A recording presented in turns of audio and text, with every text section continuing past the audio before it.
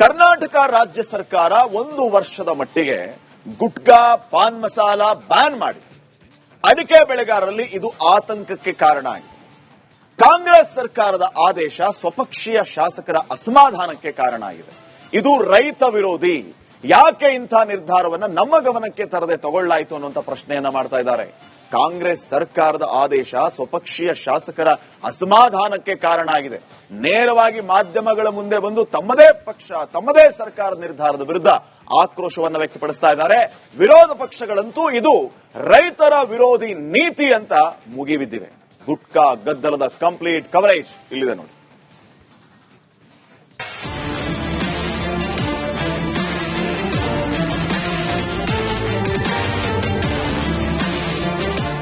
ಸಾರ್ವಜನಿಕರ ಆರೋಗ್ಯದ ಹಿತದೃಷ್ಟಿಯಿಂದ ಕರ್ನಾಟಕ ಸರ್ಕಾರ ರಾಜ್ಯಾದ್ಯಂತ ಗುಟ್ಕಾ ಪಾನ್ ಮಸಾಲ ಸೇರಿದಂತೆ ತಂಬಾಕು ಮತ್ತು ನಿಕೋಟಿನ್ ಹೊಂದಿರುವಂತಹ ಉತ್ಪನ್ನಗಳ ತಯಾರಿಕೆ, ಸಂಗ್ರಹಣೆ, ಸಾಗಾಣಿಕೆ ಹಾಗೂ ಮಾರಾಟವನ್ನ 1 ವರ್ಷದ ಅವಧಿಗೆ ಸಂಪೂರ್ಣವಾಗಿ ನಿಷೇಧವನ್ನು ಮಾಡಿದೆ. ತಂಬಾಕು ಮತ್ತು ನಿಕೋಟಿನ್ ಓಕೆ, ಆದರೆ ಗುಟ್ಕಾಗೆ ಬ್ಯಾನ್ ಯಾಕೆ ಅನ್ನೋದು ಅಡಿಕೆ ಬೆಳೆಗಾರರ ಆಕ್ರೋಶ ಮತ್ತು ಆತಂಕಕ್ಕೆ ಕಾರಣವಾಗಿದ್ದು, ವಿರೋಧ ಪಕ್ಷಗಳಿರಲಿ ಕಾಂಗ್ರೆಸ್ ಸರ್ಕಾರದ ಆದೇಶ ಕಾಂಗ್ರೆಸ್ ಶಾಸಕರ ಅಸಮಾಧಾನಕ್ಕೂ ಕೂಡ ಕಾರಣವಾಗಿದೆ.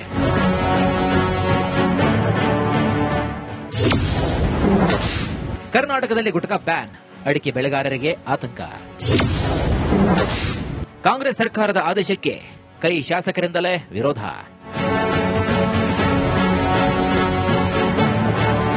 ನೋಡಿ, ಅದ್ಯಾಕೋ ಏನು ರಾಜ್ಯ ಸರ್ಕಾರದ ಯೋಜನೆ ಆದೇಶಗಳು ವಿಪಕ್ಷಗಳಿರಲಿ ಸ್ವಪಕ್ಷದ ಶಾಸಕರ ಅಸಮಾಧಾನಕ್ಕೂ ಕೂಡ ಕಾರಣವಾಗ್ತಾ ಇದೆ.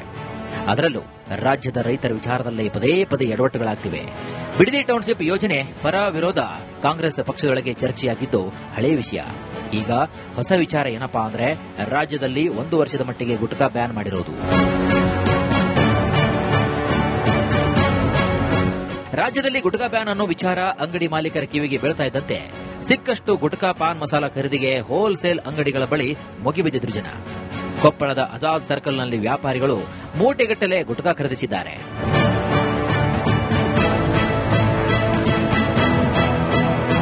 ಹೆಚ್ಚಿನ ರೀತಿಯಲ್ಲಿ ಎಲ್ಲರಿಗೂ ರೈತರಿಗೂ ಬಹಳ ಆತಂಕ ಆಗಿದೆ.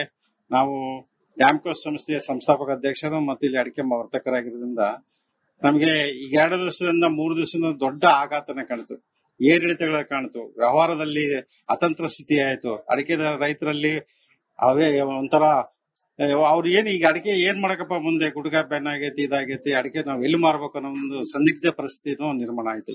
ಈ ಅಡಿಕೆ ಬೆಳೆಗಾರರಿಗೆ ಬಹಳ ಆತಂಕ ಆಗುತ್ತೆ. ಜೊತೆಗೆ ಅದ್ರ ಬದಲು ತಂಬಾಕು ಉತ್ಪನ್ನಗಳನ್ನ ನಿಷೇಧ ಮಾಡಿ ಗುಟ್ಕಾದಿಂದ ಅಥವಾ ಏನು ಮಸಾಲ ಪದಾರ್ಥಗಳನ್ನ ಕಂಟಿನ್ಯೂ ಮಾಡೋದು ಒಳ್ಳೇದು ಅಂತ ಹೇಳಿ ನನಗೆ ಅನಿಸ್ತಾ ಇದೆ.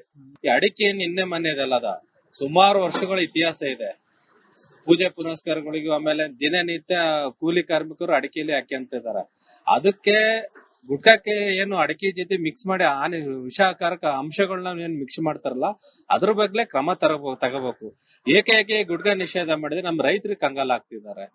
ರೈತರ ಹಿತದೃಷ್ಟಿಯಿಂದ ಗುಟ್ಕಾ ಏನ್ ಬ್ಯಾನ್ ಮಾಡಿದಾರೆ ಅದು ಕೂಡಲೇ ವಾಪಸ್ ತಗೋಬೇಕು. ಸುಮಾರು 16 ಲಕ್ಷ ಮೆಟ್ರಿಕ್ ಟನ್ ಅಷ್ಟು ಅಡಿಕೆ ಉತ್ಪಾದನೆ ಆಗ್ತದೆ. ಸುಮಾರು 11 ಲಕ್ಷ ಹೆಕ್ಟೇರ್ ಪ್ರದೇಶಗಳಲ್ಲಿ ಅಡಿಕೆ ಬೆಳೆಯನ್ನು ಬೆಳೆಯಲಾಗ್ತದೆ. ಸುಮಾರು 60 ಲಕ್ಷ ಜನ ಅಡಿಕೆಯ ಅಡಿಕೆ ಕೃಷಿಕರು ಹಾಗೂ ಅಡಿಕೆಯ ಉತ್ಪನ್ನಗಳ ಕ್ಷೇತ್ರಗಳಲ್ಲಿ ಇವತ್ತು ಅಷ್ಟು ಜನರಿಗೆ ಉದ್ಯೋಗ ವ್ಯವಸ್ಥೆ ಇದೆ. ಏಕಾಏಕಿ ಇವತ್ತು ಗುಟ್ಕಾ ಬ್ಯಾನ್ ಅಥವಾ ಪಾನ್ ಮಸಾಲ ಬ್ಯಾನ್ ಮಾಡಿರುವಂತದ್ದು ಇಷ್ಟೂ ಜನರ ಮೇಲೆ ಬೇರೆ ಬೇರೆ ರೀತಿಯಲ್ಲಿ ಪರಿಣಾಮ ಆಗುತ್ತೆ. ಇನ್ನು ದೇಶದಲ್ಲಿ ಅತಿ ಹೆಚ್ಚು ಅಡಿಕೆ ಬೆಳೆಯುವಂತಹ ರಾಜ್ಯ ಅಂದ್ರೆ ಕರ್ನಾಟಕ. ಶಿವಮೊಗ್ಗ, ದಾವಣಗೆರೆ, ಚಿಕ್ಕಮಗಳೂರು, ದಕ್ಷಿಣ ಕನ್ನಡ, ಉಡುಪಿ ಮತ್ತು ಉತ್ತರ ಕನ್ನಡ ಜಿಲ್ಲೆಗಳ ರೈತರು ಅಡಿಕೆಯನ್ನು ನಂಬಿಕೊಂಡು ಜೀವನವನ್ನು ಮಾಡುತ್ತಿದ್ದಾರೆ. ರಾಜ್ಯ ಸರ್ಕಾರದ ಆದೇಶ ರೈತರ ಮೇಲೆ ಗದಾಪ್ರಹಾರ ಅಂತ ವಿಜೇಂದ್ರ ಕಿಡಿಕಾರಿದ್ರೆ ಅಡಿಕೆ ಬೆಳೆಗಾರರಿಗೆ ರಕ್ಷಣೆ ಮಾಡಬೇಕು ಅಂತ ಆರಗ ಜ್ಞಾನೇಂದ್ರ ಸರ್ಕಾರಕ್ಕೆ ಆಗ್ರಹಿಸಿದರು. ಕಾಂಗ್ರೆಸ್ ಸರ್ಕಾರಕ್ಕೆ ರಾಜ್ಯದ ಮುಖ್ಯಮಂತ್ರಿಗಳು ಎಲ್ಲೋ ಒಂದ್ ಕಡೆ ರೈತರ ಮೇಲೆ, ಅಡಿಕೆ ಬೆಳೆಗಾರರ ಮೇಲೆ ಗದಾಪ್ರಹಾರ ಮಾಡುವಂತ ಪ್ರಯತ್ನ ಅಥವಾ ಷಡ್ಯಂತ್ರ ನಡೆದಿದೆಯಾ ಅನ್ನುವ ಗುಮಾನಿ ರಾಜ್ಯದ ಅಡಿಕೆ ಬೆಳೆಗಾರರಲ್ಲಿ ಇವತ್ತು ಮೂಡಿರುವಂತದ್ದು. ಅಡಿಕೆ ಬೆಳೆಗಾರರಿಗೆ ರಕ್ಷಣೆ ಕೊಡುವಂತಹದ್ದು ಕರ್ನಾಟಕ ರಾಜ್ಯದ ಸರ್ಕಾರದ ಒಂದು ಕರ್ತವ್ಯ. ಹಾಗಾಗಿ ಇಲ್ಲಿ ಅಡಿಕೆ ಬೆಳೆಗಾರರಿಗೆ ತೊಂದರೆ ಆಗಬಾರದು, ಆದ್ದರಿಂದ ಆ ನೋಟಿಫಿಕೇಶನ್ನ ಹಿಂಪಡೆದು ರೈತರಿಗೆ ರಕ್ಷಣೆ ಕೊಡಬೇಕು ಅಂತ ಹೇಳುವಂತಹದ್ದನ್ನು ನಾವು ಒತ್ತಾಯ ಮಾಡಿದ್ದೇವೆ. ಮಾನ್ಯ ಮುಖ್ಯಮಂತ್ರಿಗಳು ಕೂಡ ಅಧಿಕಾರಿಗಳ ಜೊತೆಯಲ್ಲಿ ಚರ್ಚೆ ಮಾಡಿ ರೈತರಿಗೆ, ಅಡಿಕೆ ಬೆಳೆಗಾರರಿಗೆ ತೊಂದರೆ ಆಗದಿದ್ದ ಹಾಗೇನೆ ನಾನು ಗಮನಿಸ್ತೀನಿ ಅಂತ ಹೇಳಿ ನಿನ್ನೆ ದಿನ ಹೇಳಿದ್ದಾರೆ. ಹಾಗಾಗಿ ನಮಗೆ ಒಂದು ನಂಬಿಕೆ ಇದೆ, ಭರವಸೆ ಇದೆ. ಮುಖ್ಯಮಂತ್ರಿಗಳು ಅಡಿಕೆ ಬೆಳೆಗಾರರಿಗೆ ತೊಂದರೆ ಆಗದಿದ್ದ ಹಾಗೆ ನೋಡ್ಕೊಳ್ತಾರೆ ಅನ್ನುವಂತ ಭರವಸೆ ಇದೆ. ಕರಾವಳಿ ಮಲೆನಾಡು ಭಾಗದ ಶಾಸಕರು ಮಾತ್ರವಲ್ಲದೆ ಕಾಂಗ್ರೆಸ್ನ ಶಾಸಕರ ನಿಯೋಗ ಸಹ ಸಿಎಂ ಡಿಕೆ ಶಿವಕುಮಾರ್ ಅವರನ್ನ ಭೇಟಿ ಮಾಡಿದ್ದು ಗುಟ್ಕಾ ಮೇಲಿನ ನಿಷೇಧ ವಾಪಸ್ ಪಡಿಬೇಕು, ರೈತರ ಹಿತವನ್ನ ಕಾಯಬೇಕು ಅಂತ ಮನವಿ ಮಾಡಿದೆ. ನಾನು ಮಾಧ್ಯಮ ಮೂಲಕ ಮಾನ್ಯ ಮುಖ್ಯಮಂತ್ರಿಗಳಿಗೂ ಮನವಿ ಮಾಡ್ತೀನಿ, ಅಧಿಕಾರಿಗಳಿಗೆ ತಾಕೀತು ಮಾಡ್ತೀನಿ.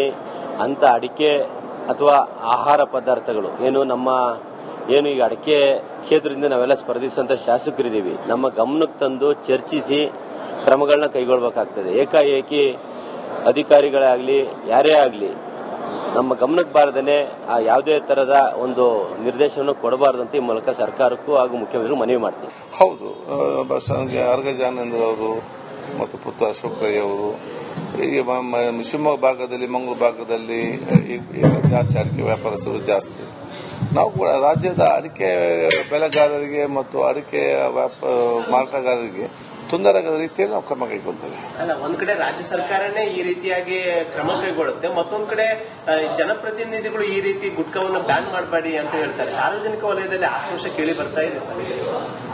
ಅದು ನೋಡಿ, ಈ ರೀತಿಯಾದ ಕೆಲವೊಂದು ವಿಚಾರ ಬರೋದು ಸ್ವಾಭಾವಿಕ ಅಲ್ಲ, ಎಲ್ಲ ಕೂಡ ಸರಿಯಾಗ್ತದೆ. ಮಾನ್ಯ ಮುಖ್ಯಮಂತ್ರಿ ಅದರ ಬಗ್ಗೆ ಚರ್ಚಿಸುತ್ತಾರೆ. ಬಿಡದಿ ಟೌನ್ಶಿಪ್ ಬಿಸಿಯ ನಡುವೆ ರಾಜ್ಯ ಸರ್ಕಾರಕ್ಕೆ ಅಡಿಕೆ ಬೆಳೆಗಾರರ ಆಕ್ರೋಶದ ಜ್ವಾಲೆ ಕೂಡ ತಟ್ಟಲು ಶುರುವಾಗಿದೆ. ಹೀಗಾಗಿ ಗುಟ್ಕಾ ನಿಷೇಧ ಮಾಡಿದ ಆದೇಶ ಹೊರಡಿಸಿದಂತಹ ಅಧಿಕಾರಿಗಳಿಗೂ ಸಿಎಂ ಡಿಕೆ ಶಿವಕುಮಾರ್ ಕ್ಲಾಸ್ ತೆಗೆದುಕೊಂಡಿದ್ದು ಆದೇಶ ವಾಪಸ್ಗೆ ಸೂಚನೆ ನೀಡಿದ್ದಾರೆ.